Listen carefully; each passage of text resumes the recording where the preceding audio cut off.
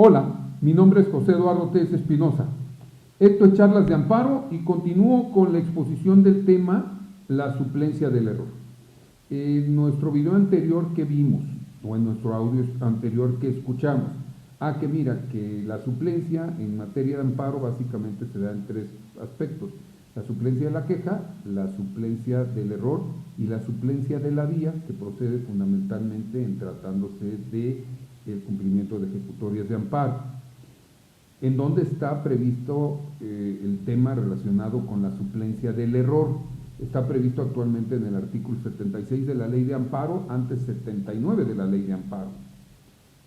¿A quién se aplica esta suplencia del error? Mira, se le aplica a todas las partes en el juicio, pero fíjate que también hay algo muy interesante. Se le aplica por los colegiados al propio juez de distrito. Si el juez de distrito fue omiso en algo, vamos a ver a través de la jurisprudencia cómo se ha ampliado el concepto.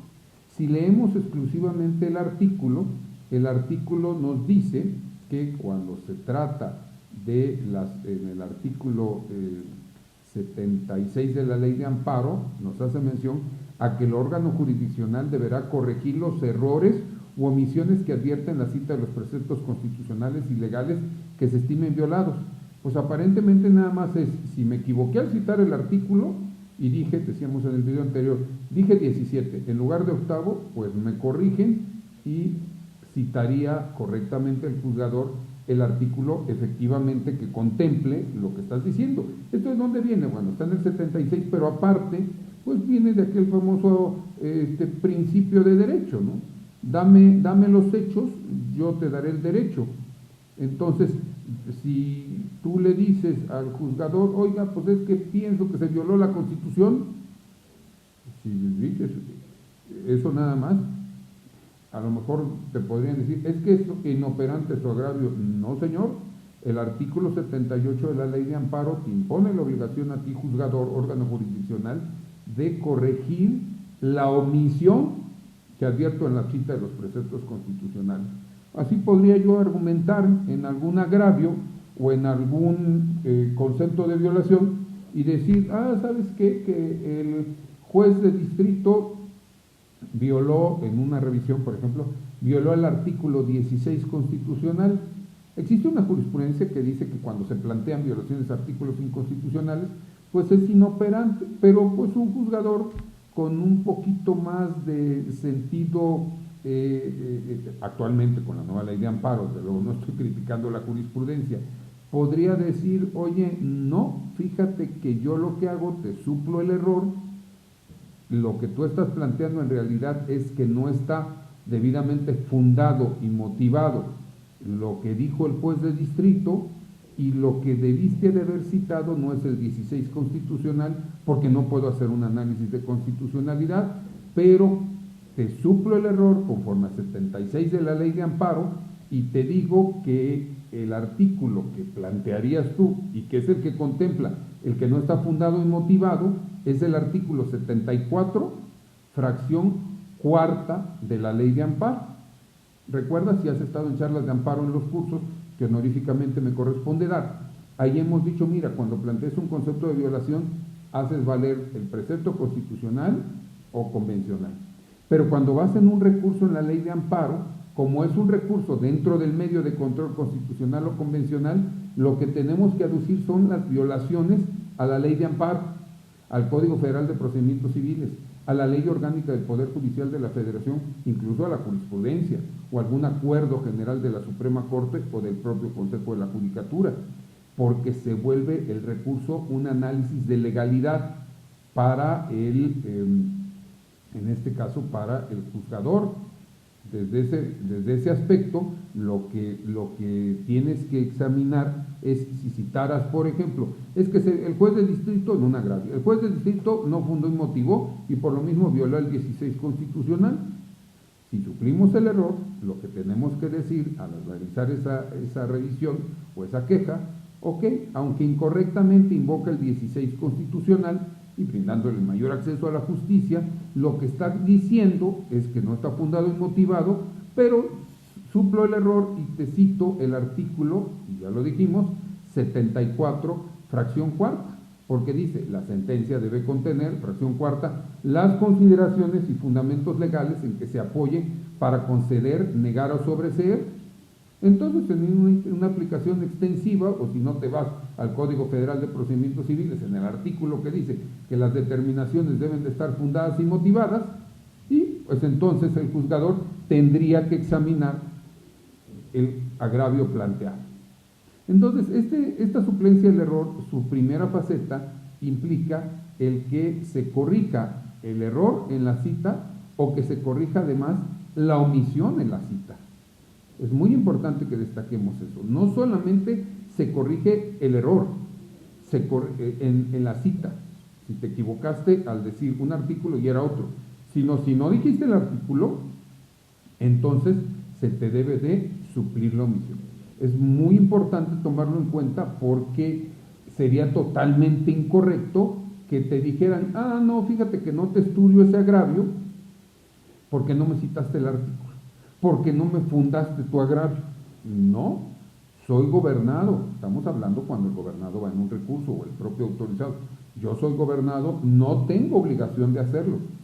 Y esto incluso abarcaría, desde el punto de vista, porque la suplencia del error va para todos en el juicio, a las mismas autoridades. Oye, pero la autoridad tiene que fundar y motivar. Sí, cuando actúa como autoridad, pero hay que recordar que cuando viene al amparo, técnicamente, pues no es en estricto sentido que esté realizando un acto de autoridad dentro del juicio, sino con motivo del acto de autoridad que realizó, entonces lo que se va a generar va a ser que haga su planteamiento. Si la misma autoridad no fundara, pues como ahí no estamos haciendo un análisis de control de constitucionalidad, supliríamos el error e invocaríamos, o invocaría en este caso el órgano jurisdiccional, cuál es el precepto constitucional o legal que estime violar.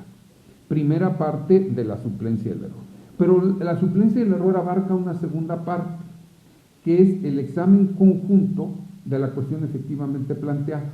Este examen conjunto, dice el artículo, podrá examinar en su conjunto los conceptos de violación y los agravios, así como los demás razonamientos de las partes, a fin de resolver la cuestión efectivamente planteada, sin cambiar los hechos expuestos en la demanda.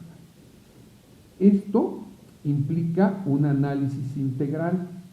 ¿Qué significa esto? Que mira, cuando te plantean un concepto de violación, entonces el órgano jurisdiccional de amparo debe de leer en su integridad. Y como se decía en antaño, en este caso, lo que el quejoso quiso decir, o sea, el órgano jurisdiccional advierte cuál es la cuestión efectivamente planteada. O sea, ¿qué es lo que me estás tratando de decir? El juicio de amparo debe ser un juicio mucho más práctico, debe ser un juicio donde se le brinde la mayor protección al gobernado. Suelo decir en los cursos, es la última frontera en donde el gobernado, después de todo un peregrinar a través de, a lo mejor, autoridades administrativas, penales, civiles, agrarias, del trabajo, militares incluso, saludos a los señores militares, todos mis respetos, vengo de familia de militares, entonces, con todo y eso, cuando llega al amparo un gobernado, es porque encuentra ahí la última posibilidad, en un amparo indirecto, en un amparo directo, en una revisión, en una queja, en una reclamación, en una inconformidad. Ahí es en donde el gobernado encuentra esa última posibilidad de que se le brinde justicia. Y también, cuando viene la autoridad, pues también, las autoridades gozan de la presunción, o deben de gozar de la presunción de que están haciendo sus actuaciones conforme a derecho, principio de legalidad que se presume, se presumen legales las actuaciones de la autoridad. Y en determinado momento, pues el gobernado puede tratar de hacer argumentos que lleguen a convencer a un juzgador, y el juzgador decir, sí, se te concede el amparo. Y cuando está en los casos en donde todavía está legitimado, te invito a leer 87 de la ley de amparo, en donde hay supuestos en donde pues no estás legitimado, si estás realizando funciones judiciales o jurisdiccionales conforme 87 de la ley de amparo, no tienes mayor interés. Eso deriva de una jurisprudencia de la Suprema Corte, si mal no recuerdo, por allá del 2002-2003, en donde pues se le restringió esta posibilidad a los juzgadores, ¿no?, de ir y recurrir lo que el diverso juez de distrito, incluso a nivel federal, o el juez de distrito, si son locales, había concedido el amparo. Pero conforme ese 87, pues las autoridades no en todos los casos lo pueden hacer. En amparo contra normas generales, conocido antes como amparo contra leyes, tampoco se puede hacer en todos los casos, y en consecuencia el órgano jurisdiccional de amparo pues les puede llegar a suplir también el error a ellos cuando vengan en algún recurso que sí tengan legitimación. Se suprime sobre todo la legitimación para el recurso de revisión. En los demás casos las autoridades normalmente pueden ir. Entonces, este juicio en amparo, en esta suplencia del error, nos dice efectivamente que lo que vas a hacer es un análisis conjunto de lo previsto en los conceptos de violación, en los agravios o en los demás planteamientos. ¿Cuáles son los demás planteamientos? Pues cualquier otro escrito que venga promovido durante el juicio, empezando desde la demanda.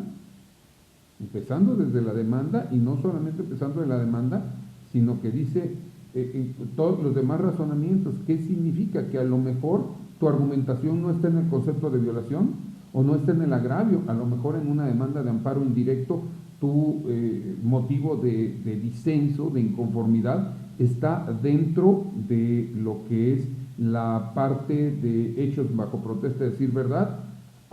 Entonces, conforme a este 76 de la ley de amparo, el órgano jurisdiccional de amparo tiene la obligación de leer en su integridad la demanda y decir, ejemplo, los conceptos de violación, si bien es cierto, están en un capítulo, pero fíjate que el gobernado, además, en la parte de antecedentes o en cualquier otra parte de la demanda, hace valer este otro motivo de inconformidad, de disenso, y por lo mismo lo debo de estudiar.